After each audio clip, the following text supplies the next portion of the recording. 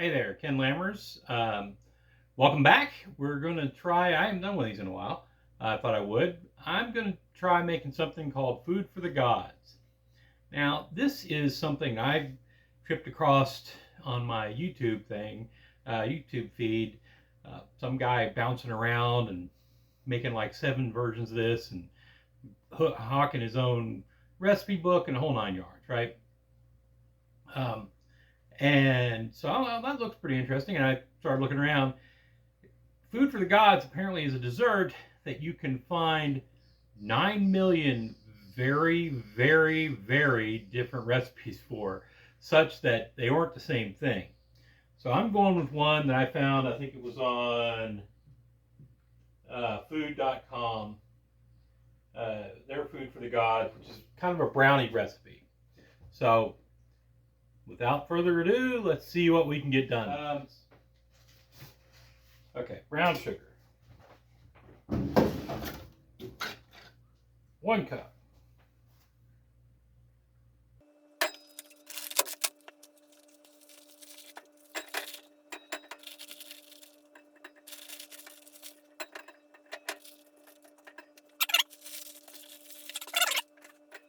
Wow. So it's just like I'm making a sandcastle. Yeah, it's going to need to be beaten a little bit. 1/2 cup corn syrup. Ooh, do I have a 1/2 cup of corn syrup? I don't think I do. Let's see. Well, then we're going to use the all-purpose substitute I use for everything that I don't have. Honey.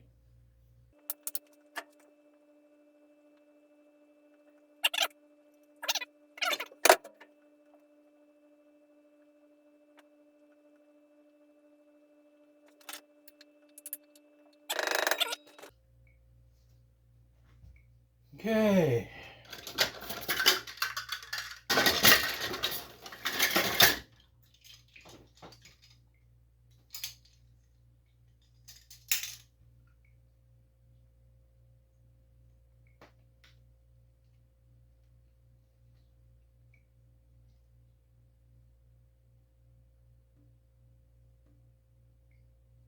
Go.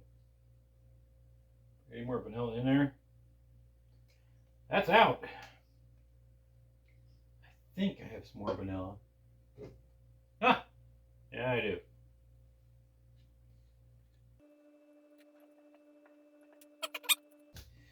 Oh, in theory, I have the wrong kind of butter. They wanted unsalted, but life sucks.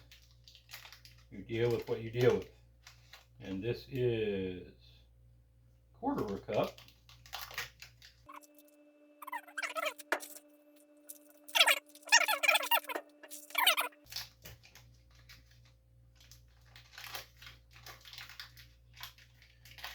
And let me nuke this.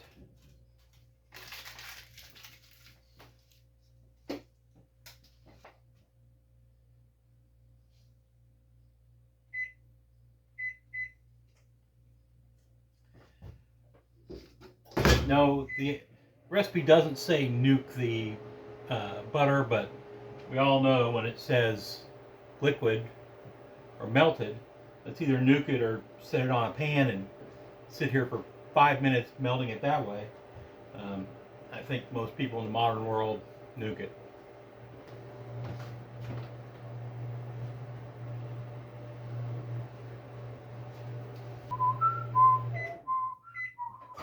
There we go.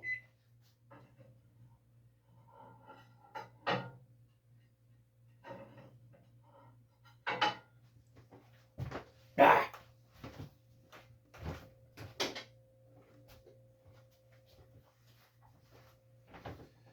Try 2.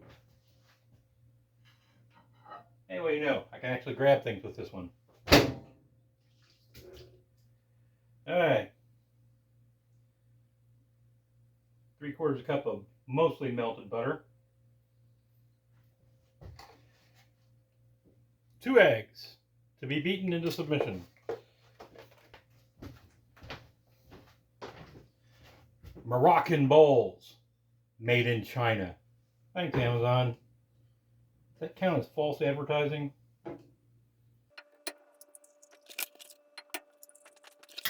Ta-da! The whisker.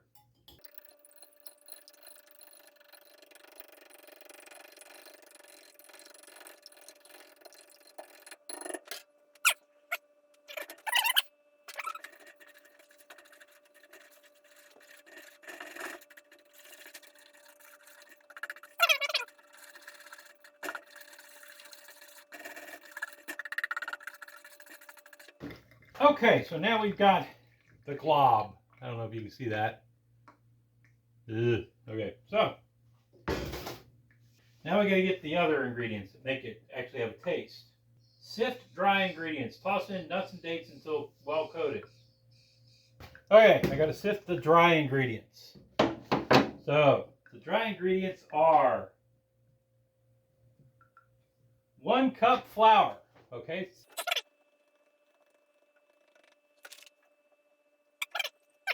Alright. Now we get the interesting stuff. Pecan halves. I'm going to put, it calls for walnuts, but unfortunately I've got pecans.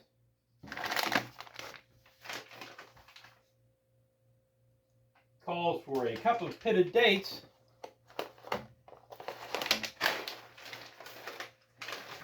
It's going to get about a half cup of pitted dates, but I'm going to put cranberries in for the other half. So, how much walnuts? I need 1 cup chopped walnuts. Well, we're going to use pecans, but let's get me a cup of it. The bag contains a cup and a half of pecan halves, so if I take 2/3 of it, it should be right.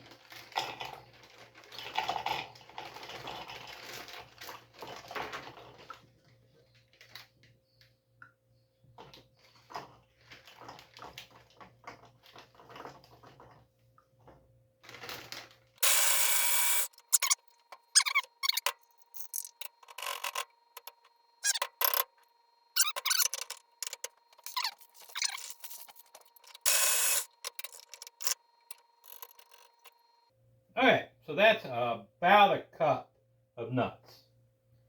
So we're going to take that cup of nuts, stick it in.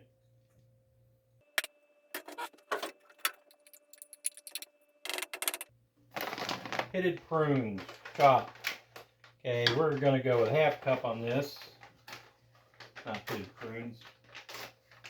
Pitted dates. Sorry. I'm not trying to make everyone have interesting days. Well, it says chopped. Maybe they want them like this, actually semi-formed up. So let's try it.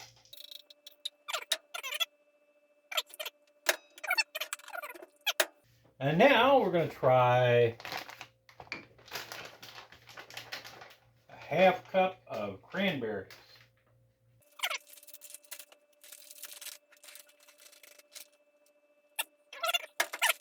Now I've got to mix all this, or sift it, or however you want to say it.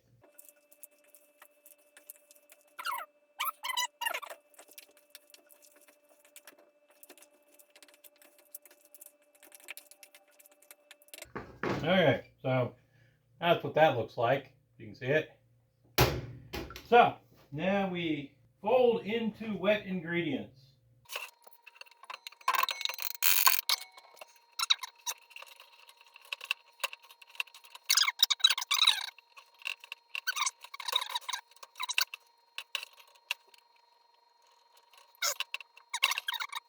Okay, next we're supposed to put it in a 7x11 pan lined with foil.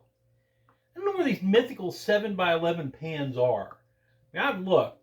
There's nothing that's that size. Let's do it with a bread pan, folks.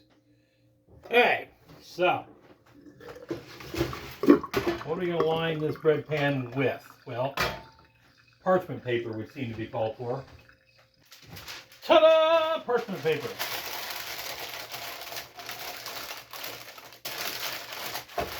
This stuff kind of terrifies me, right? I get the purpose. It keeps stuff from sticking.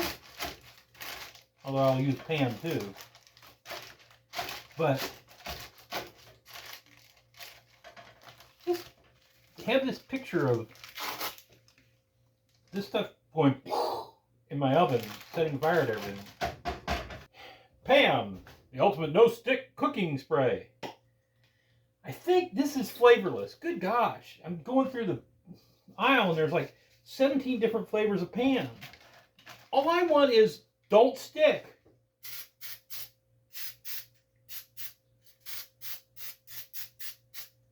Probably way too much. You know, most of the recipes for this seem to call for some sort of graham cracker to be put in there. This one didn't. It's a little disappointing on that.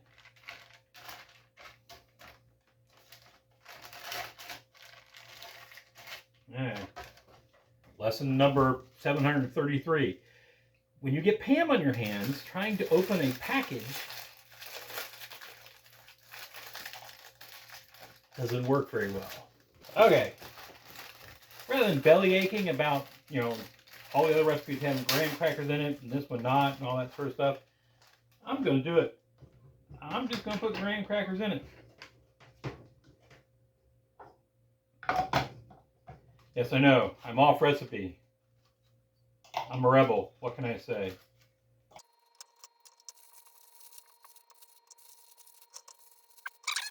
Okay, so that's as much as I'm going to put in it. For all I know, I'm about to ruin... Ah!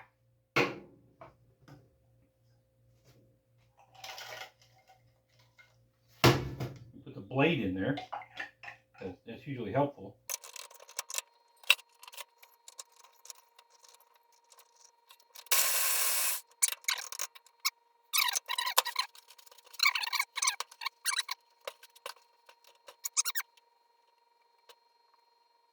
Okay, so that's that. And with the graham crackers in it, it looks like that, right? We'll see. I may have made a brilliant improvisation. I may have made, oh my God, what are you doing, Ken? We shall see. Okay, put the glop in there.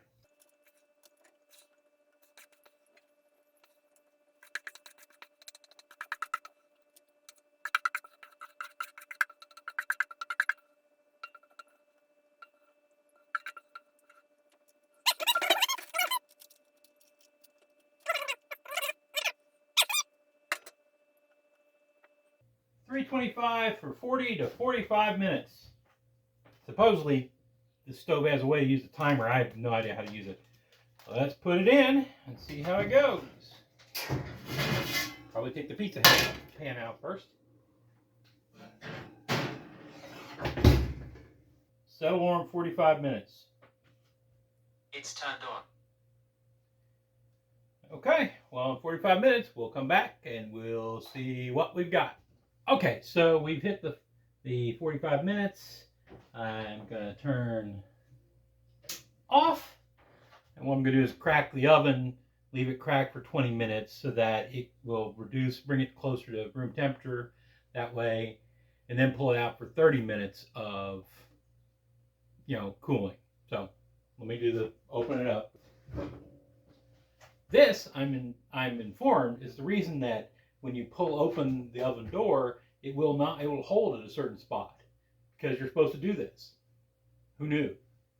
I didn't until I watched a couple baking shows by people who know what they're doing. And I'll be back in 20 minutes. And now we take it out of the oven and let it cool off for half an hour on top of the oven. Can't get burned in this. Heck, you can play hockey in these gloves.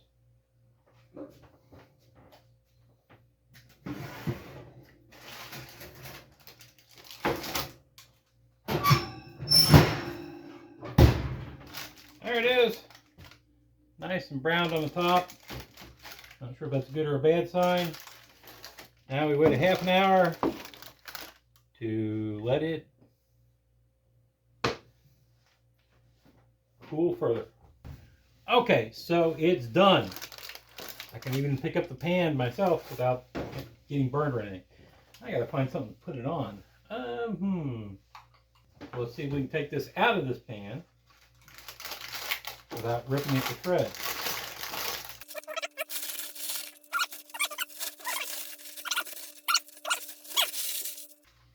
I gotta gotta be honest, it looks a little bit overcooked to the eye. Well, we'll see. Now that's a knife. Yeah, I know. Bad joke. Okay, so the top is a little bit tough, but from what I've read and watched, it's supposed to be that way. A little crusty.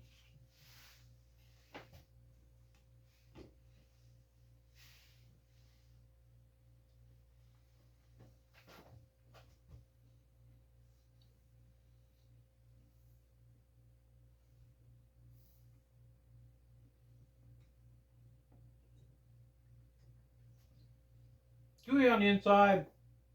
Tastes pretty good. Food of the gods. Maybe a little bit of an overreach, but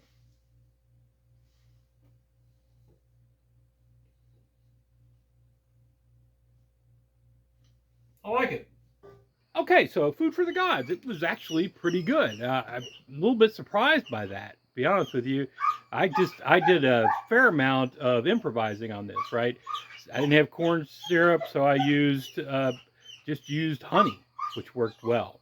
I didn't use a full cup of cut dates, chopped dates. I used a half cup and a half cup of cranberries. Right, I put in, I don't know, full 4, 5, I don't know, graham crackers. Not the little segments, but the full 4 or 5 of them. I think that worked really well for it. I also, you see, where I saw this baked up, it was done in like a brownie pan, right? One big thing. Instead, I made it in a loaf pan, and I think that made it really turn out well. So I recommend doing it that way. So, folks, if you can figure out what I did right, and you can do it yourself, I recommend this recipe, Food for the Gods. I mean, it's not exactly food for the gods, but it's pretty good dessert. And with that, go out and cook something, bake something, do something with food. Masalama, y'all.